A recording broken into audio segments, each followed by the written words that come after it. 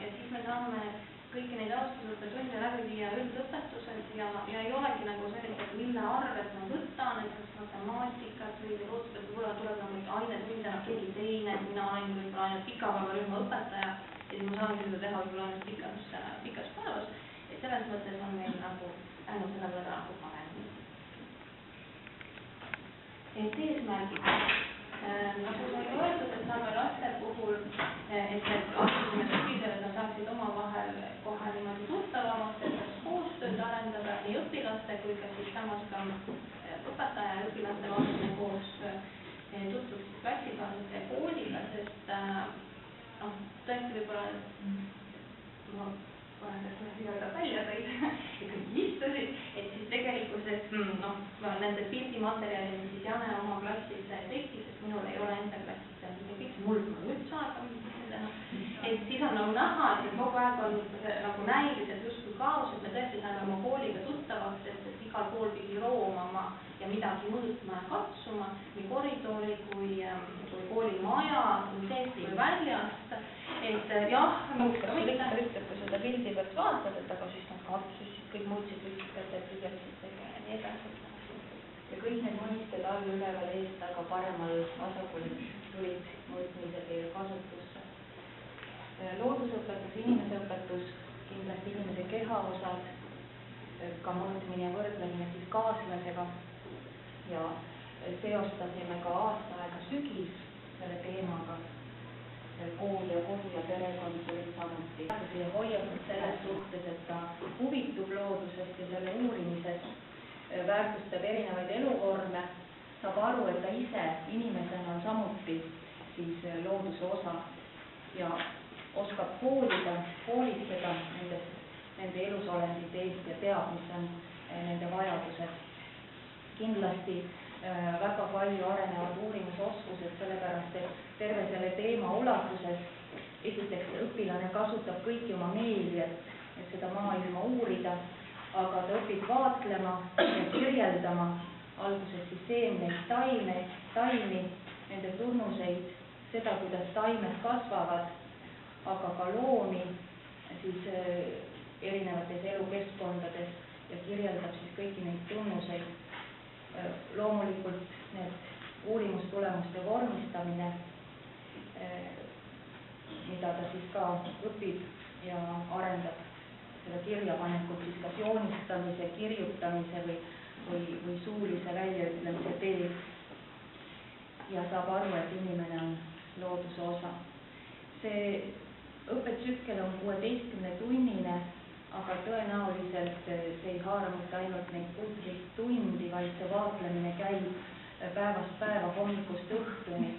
See teema on küll välja töötatud 2. klassile, aga seda saab õpetaja edukalt kasutada ka 1. ja 3. klassis.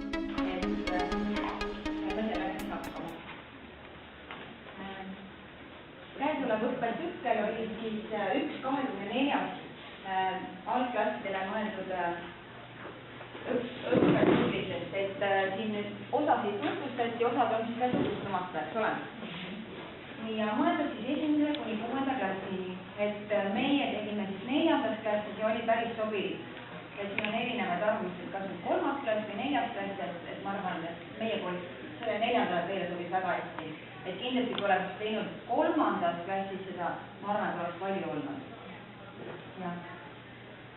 Nii, ja siis saime ikka kõvasti katsetada ja oli siis seoses füüsika ja looduslooga.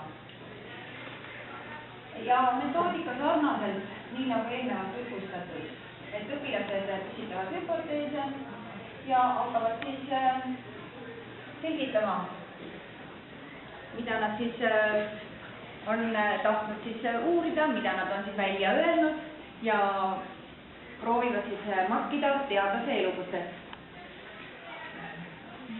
Ja selle kaudu siis lapsed arendavad kannatlikkust, püsivust ja loodetavasti siis paraneb usk oma võimetesse ja oskus probleeme lahendada. Õpetaja roll, et mina leidsin oma õpetaja raamatust, et seal oli väga suur kiidulaul õpetajatele, et see on siis nagu kõigile meile siin mõeldud, et ikka see õpetaja on siis see tubli, kes alguse asjad niimoodi paika paneb ja julgustab ja selline. nii, alguse saigi siis asjapesa loomisest meie klassis, et on selline seinal olev riiul ja sinna on siis kogutud pisikesed mootorikesed ja lambipirnikesed ja traadikesed ja siis lapsed võivad iga päev midagi võtta, uurida, vaadata. nii, ja algas samamoodi ajurünnakuga meie teema. Rõhutasin, et ei ole õigeid valesid vastuseid, sobis tunnistada, et ma tõesti ei teadnud selle kohta midagi, ka õpetaja seda tuli tunnistada aeg-ajalt.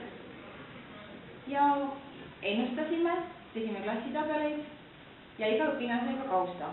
siin on nüüd näidis ühest klassitabelist, mida ma tean mootoritest ja magnetitest. samamoodi kõik siis kirja pandud, mida õpilased ütlesid.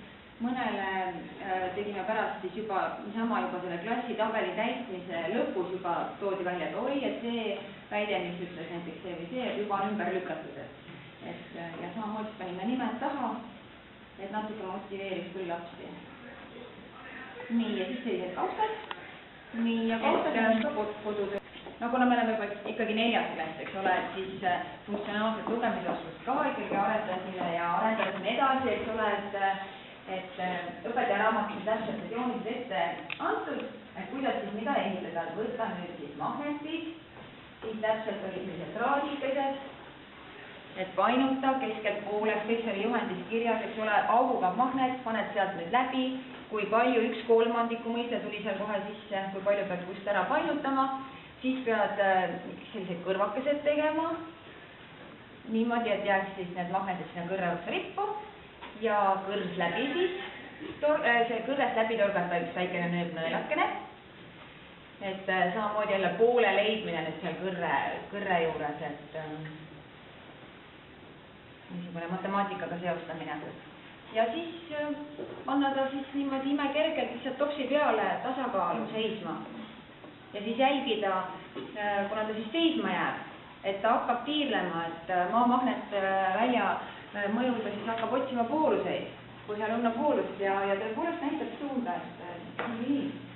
et miks me oleme nüüd lastel, mis nüüd eksimus võib olla, et ajutise nõel suhtes läbi ja tugev. Et nüüd on see natukene keerukam aste nagu sees küll. nii. ja siis tegime rühmade katsetest kokkuvõtteid, et see läks päris kenasti.